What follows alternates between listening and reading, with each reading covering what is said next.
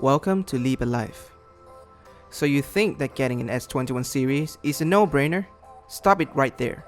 Before you decide if you should get the S21 series, meet the A52 5G, a brand new mid-range 5G smartphone that packed with tons of amazing features, which raised the bar of a mid-ranger phone into an even higher level. But first, let's get the specs out of the way.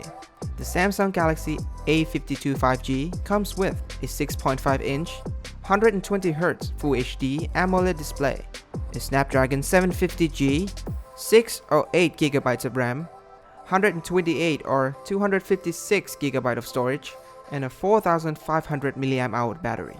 But can these amazing specs make it a better buy than on the S21 series? Let's find out right now.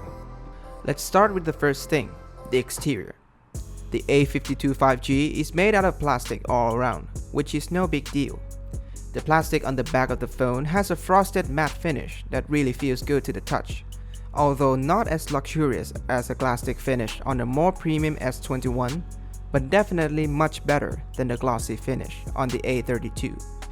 It helps gripping the phone much easier and they leave almost no fingerprints, but I'm not sure about the scratches though. The frame is also made from polished plastic that makes it look like aluminum.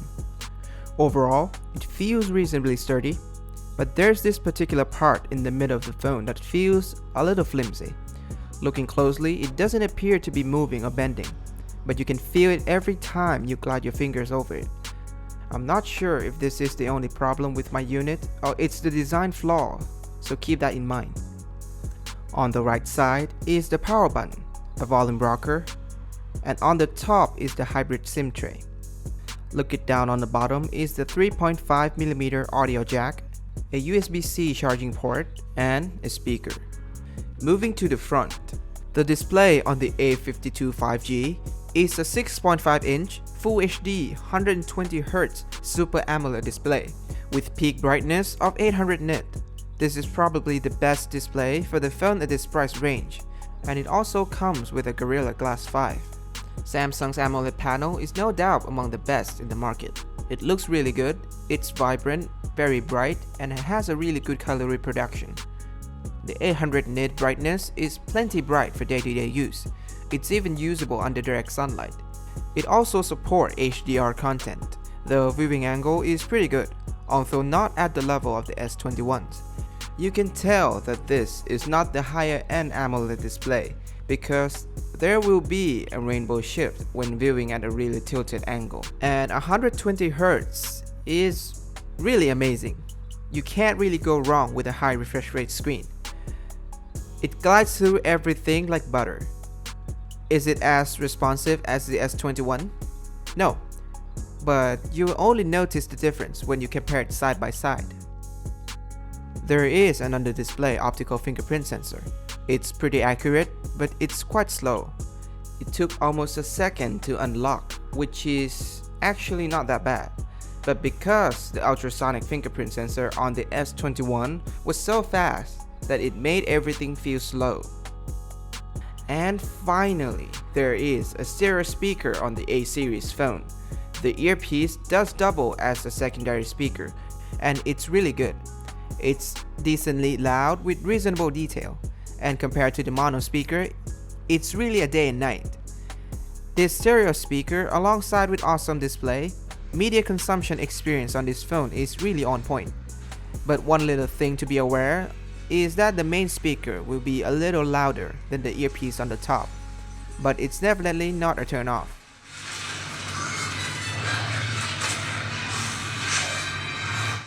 Performance-wise, for everyday use like social media, watching videos, multitasking, and even gaming, the Snapdragon 750G is plenty powerful.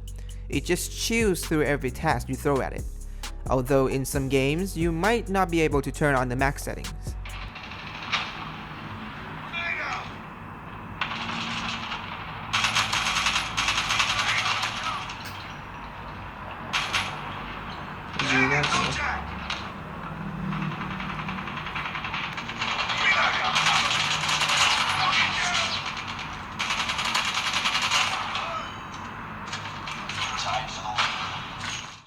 The battery is not an issue here. With 4500 mAh battery and the less power-hungry chipset, battery performance is excellent. In my case, I found myself finishing a day with around 20% of battery left, with 5+ hours of screen on time, which is pretty impressive. And unlike the S21s, there is a 25-watt charger included inside of the box. 25 watt is totally fine, but compared with the 2021 standards, it is on the slow side. Now, onto the most used feature on smartphones, the camera. The A52 5G comes with a quad camera setup. A 64 megapixel main sensor, which is the same sensor as the S21's hybrid telephoto lens, a 12 megapixel ultra-wide, a 5 megapixel macro lens, a 5 megapixel depth sensor, and a 32 megapixel selfie camera. They shoot decent photos. In good lighting, it has good contrast, good details, decent dynamic range. A lot of the time, the photos do look a little too contrasty. There are quite a lot of digital sharpening on the parts of the photos that have textured areas, but it's personal preference anyway.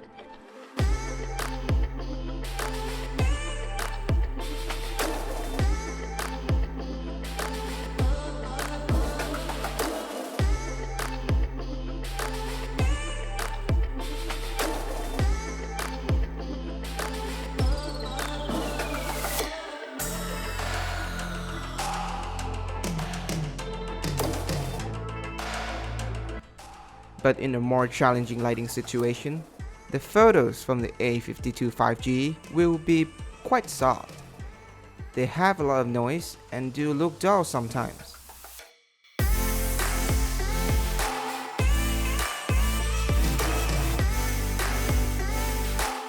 In low light condition, the photo looks decent as well, but when zoom in, you will see that there is a lot less detail here.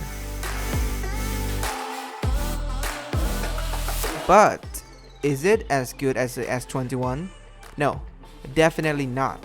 But it's not so far behind. If the S21 is an A, this is a solid B. For video, the A52 5G shoots up to 4K 30p with an okay quality, but still behind the flagship. There is a super steady mode included, but you have to lower the resolution to 1080p, just like on the S21. But here, the overall quality really drops.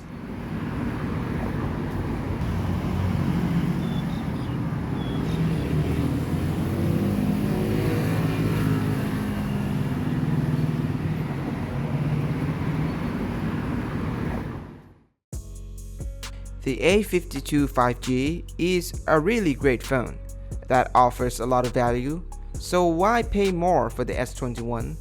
Turns out, there will be things you missed out from the S21. A flagship chipset, a little better display, more premium material, better camera, faster Wi-Fi 6, wireless charging, Samsung DeX if you're into that smartphone laptop hybrid setups. So, if you're cool using phone without these features, the A52 5G is totally a better buy over the S21. It will save a couple $100. But if you really need any features mentioned earlier, I'd say just go for the S21. It is definitely a great phone. So, what do you guys think? Are there any other phones you think are a better buy? Comments down below. And don't forget to leave a thumbs up, subscribe, and ring the bell icon to see more great contents in the future. Thank you for watching. See you guys next time. Stay safe.